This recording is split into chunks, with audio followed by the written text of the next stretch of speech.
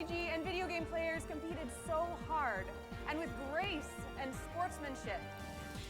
Right, because there was so much sportsmanship at Worlds this year. I mean, between the deck stacking, the time stalling, and also a finalist giving the middle finger as he took the victory.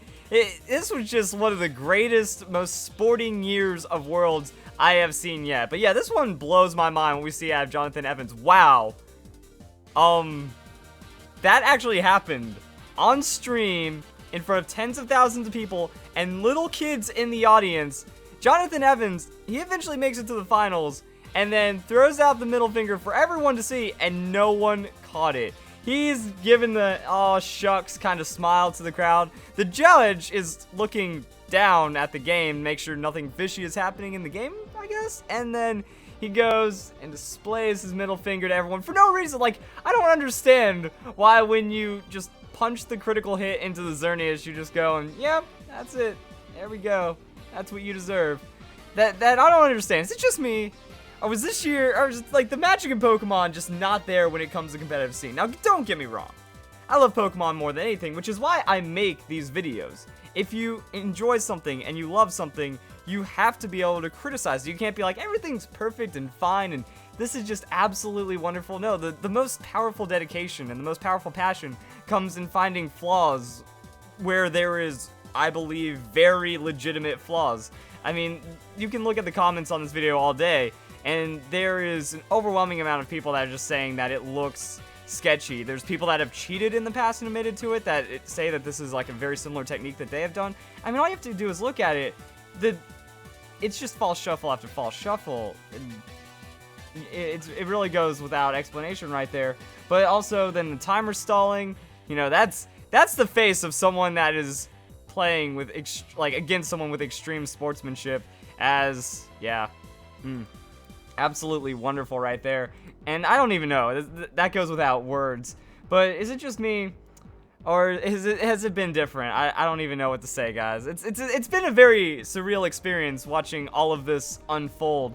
And like, I love Pokemon. I'm loving Pokemon Sun and Moon. Everything else that the Pokemon Company is doing has been going pretty well, but it just feels like when it comes to the competitive scene, something is not correct. And before people start making comments like, aren't you so sensitive that he gives the middle finger and you have to make a video attacking him over this? That it's, why are you feeling so soft, you little whiny crybaby? I don't know. Well, first off, you know, tens of thousands of people, families watching this, live, little kids right there. This is not the behavior that you expect to have someone playing Pokemon. Now, maybe in a scene like League of Legends or CSGO, a more mature audience or a more mature game. Oh wait, never mind. Hi did the same thing. You know, this guy right here was talking some smack, saying, yeah, Cloud9, they don't have a good chance at winning, and Hi's up there. He hears them talking, throws out the middle finger. I mean, it's not even as clear. You can tell there's the middle finger gesture going up. He just kind of threw that out at Worlds in front of tons of people, but he was slapped with a $500 fine or €500 fine. And it's a more mature game, that the audience is more mature, that definitely the banter and smack talk that they have is on that next level. It's a teen-rated game. Pokemon's for kids! There's little kids at this event participating. There's little kids in the audience watching this. So I'm not being sensitive, I'm being reasonable that this probably shouldn't be allowed and shouldn't be something that's just like tolerated as it is. Like, there's absolutely no reasoning for this. But then you just gotta look at it. It's like everyone in the higher ups, it feels like they just get away with it, whatever they want. The casters condoning unsporting behavior. One of the casters having been proven with a cheated illegal Pokemon at a major event. And the more I don't go into Wolfe, the better. That explains itself with the videos I've done on him. But overall, it's like there's something wrong. There's like some kind of Illuminati tinfoil conspiracy going on when it comes to Pokemon Worlds, and I don't even know where else to go from it.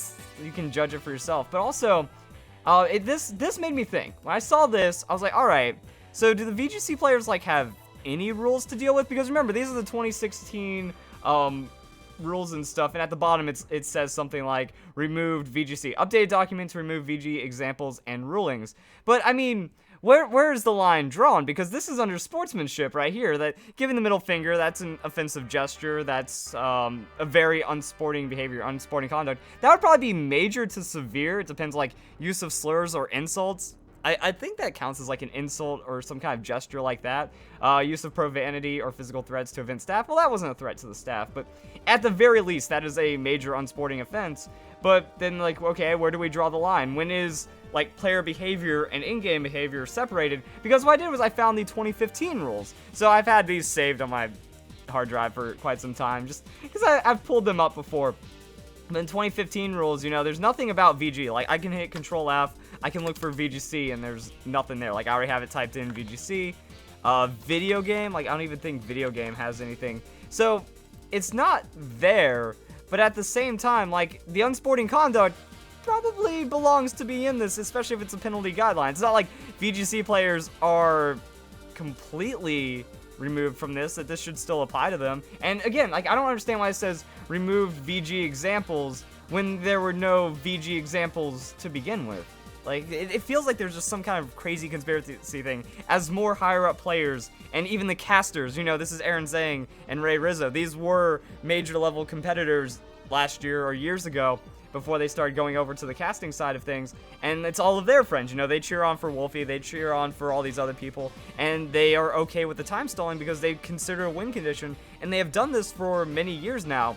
But once you get into the rules say otherwise. Like, this doesn't make any kind of distinction right here. This doesn't say TCG only, this doesn't say VGC only. This is under major, which I would imagine applies to everyone.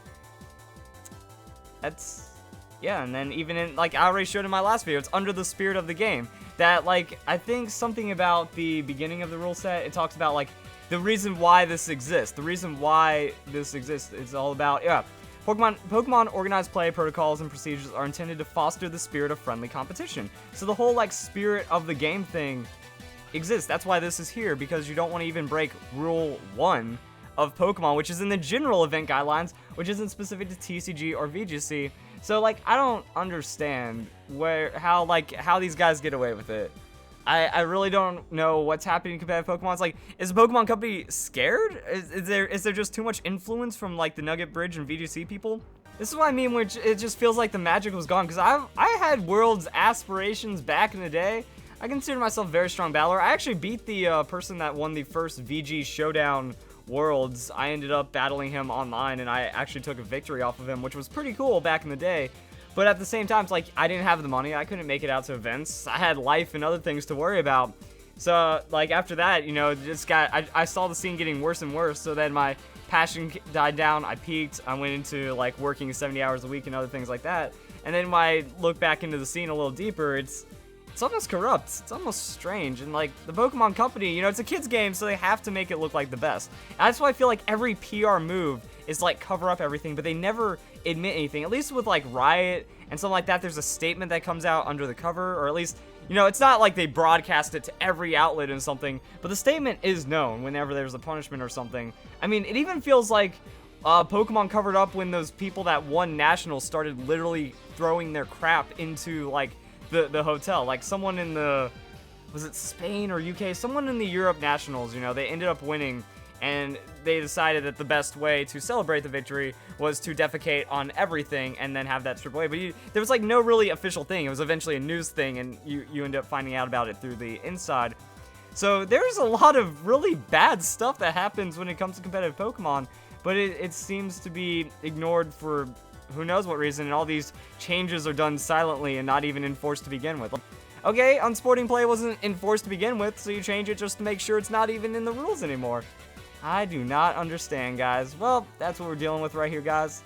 And I guess the best way to end this video is to just talk about the question I know I'm going to see the most. It's like, well, why don't you just enter Worlds then? You just suck so bad, and you're not allowed to talk about this because you don't even participate. Why don't I see you at Worlds? Well, I've said this before in a lot of videos, but it's not worth it for me to go for the Worlds grind in any way. That really all it'll do is give me popularity and praise if I win. I think it's like, it's no guarantee to win no matter how well you do. Everyone at Worlds was there to win it. Everyone that was participating. Some people like at good nationals or regionals placements, you know, they want to win Worlds. That's everyone's dream.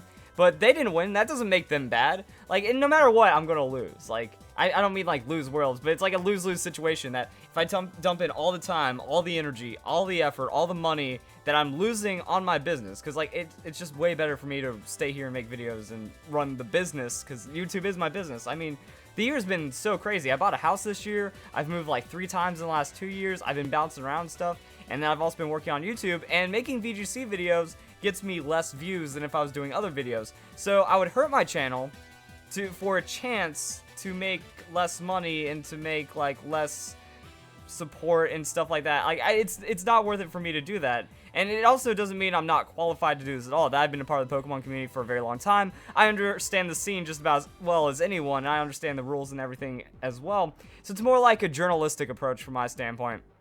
You know, there's a lot of people, there's a lot of famous esports journalists. I think the first person that comes to mind is Duncan Thorne Shields. You know, he's not a top tier player. Even Monte Cristo, even other casters. Like, I think Monte Cristo is maybe a gold level player. He's talked about it before, but he casts and he has the game knowledge of any master challenger level player or pro player. Same with Thorne, you know, he can talk about these games without being an expert player at CSGO or anything like that. And that's just how commentating works. Like, as long as you have the facts to back it up, which I do, it doesn't really change what's going on in the community. That you don't have to be a world class proven player to be able to talk on a world class level in pretty much anything. That's literally how it works. So I'd rather not try to fight the system, go with all this BS. I make legitimate teams. I'm not going to accept a clone Pokemon or take Gen Pokemon or whatever those people are doing, since we know there's fishy Pokemon that I've exposed in the past.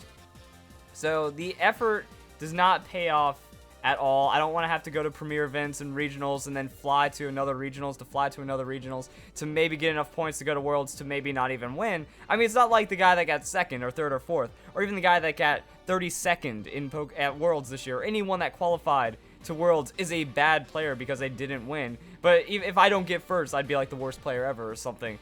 So it doesn't matter. You can't please everyone. And that's another like thing I was going to say like at the video. Oh, yo, what are you guys' thoughts? Do you agree with me? Do you disagree?